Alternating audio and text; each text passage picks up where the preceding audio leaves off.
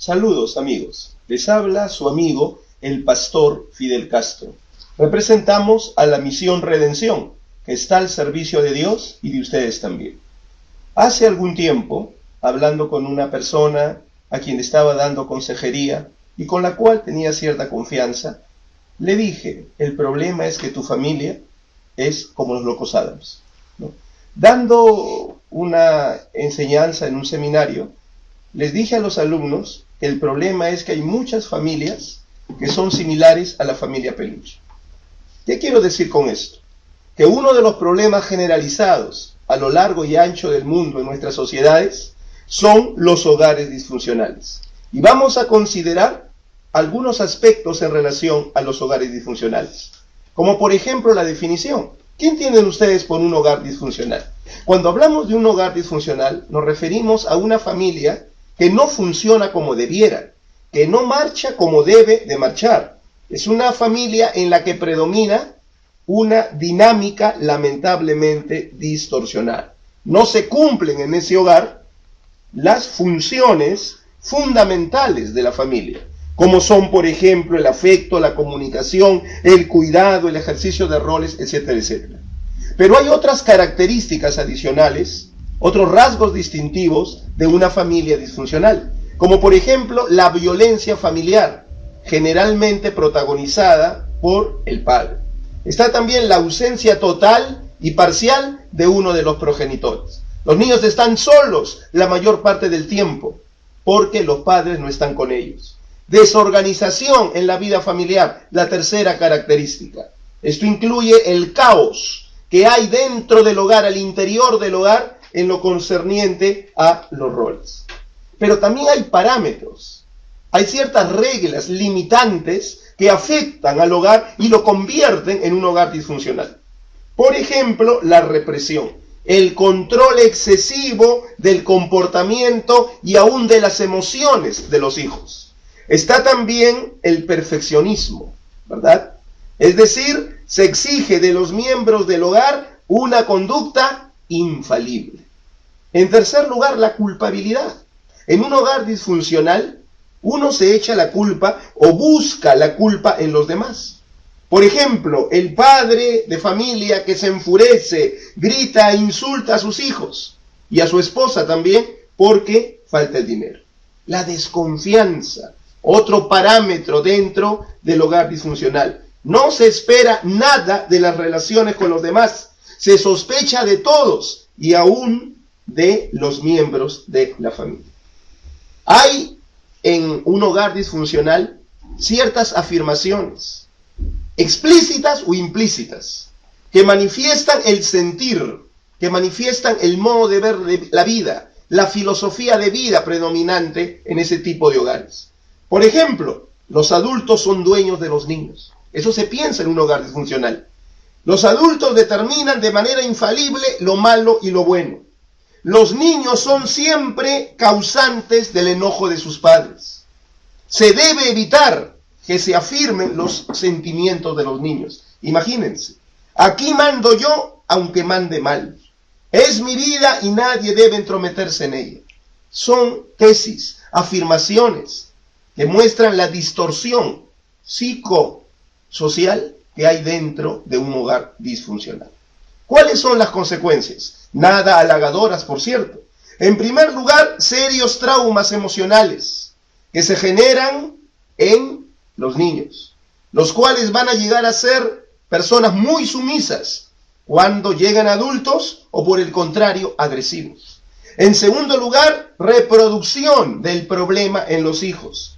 Ellos van a ser víctimas o victimarios cuando formen su propia familia.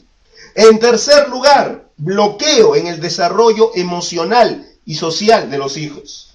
En cuarto lugar, una tendencia a la dependencia emocional. Y podríamos agregar también la pobreza de vocación, la pobreza de aspiraciones profesionales, académicas, laborales o aún económicas en los hijos. En contraste con esto, la Biblia presenta un hogar funcional, un hogar en el que se cumplen los deberes de cada uno de los miembros de la familia. Ustedes pueden apreciar eso en la Biblia. En la carta que el apóstol Pablo escribe a los Efesios, inspirado por Dios, en el capítulo 5, verso 21, hasta el capítulo 6, versículo 4. Ahí se definen cuáles son los roles de cada uno de los miembros del hogar. Está el deber de la esposa, por ejemplo, cuando Pablo dice, las esposas deben estar sujetas a sus esposos como al Señor, porque el esposo es cabeza de la esposa, como Cristo es cabeza de la iglesia. Ahí se habla de una sujeción legítima de parte de la mujer a su autoridad, que es el esposo. Es una sujeción alturada, porque se compara a la sujeción que los cristianos debemos asumir con respecto a nuestro Señor Jesucristo. Es una sujeción racional, no arbitraria. ¿Por qué? Porque esa sujeción de la esposa a su esposo está autorizada por el orden asignado por Dios a los sexos. Y es también una sujeción indiscriminada. Dice el apóstol Pablo, las esposas deben estar en todo sujetas a sus esposos. Pero el mensaje de la Biblia no es machista. Nuestro Dios no es un Dios machista. Y por eso, para equilibrar la cosa, se habla también del deber del esposo. Y se dice, por ejemplo, esposos, amen a sus esposas como Cristo amó a la iglesia y dio su vida por ella, para santificarla, para presentársela a sí misma como una iglesia gloriosa. De la misma manera, los esposos deben amar a sus esposas como a su propio cuerpo. ¿Cuál es el deber del esposo? El amor práctico, el afecto real, el trato afectuoso hacia su esposa. Este es un amor alturado, comparable con el amor sacrificial y demostrable que nuestro Señor Jesús tuvo por su iglesia, es decir, por su pueblo.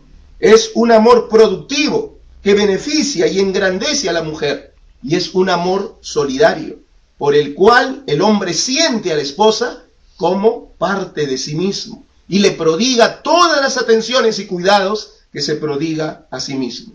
Es un amor unificante, por el cual los dos individuos se fusionan en una vida en común, sin que se pierda o diluya la individualidad de cada uno. Pero también está el deber de los hijos. Hijos, obedezcan en el Señor a vuestros padres, porque esto es justo.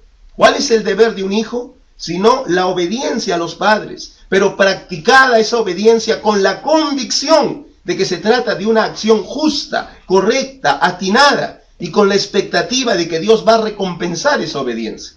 ¿Y cuál es el deber de los padres? También el apóstol Pablo lo menciona. Y vosotros, padres, no provoquen a ira a sus hijos, sino críenles en disciplina y amonestación del Señor. En lugar de promover el enojo injustamente de los hijos a través del maltrato, a través de la diferenciación o discriminación, a través del mal ejemplo, dejando eso de lado, la labor, la función de los padres es realizar una función educativa en favor de los hijos. Función educativa que está basada en el diálogo instructivo y orientador, pero también en la corrección disciplinaria.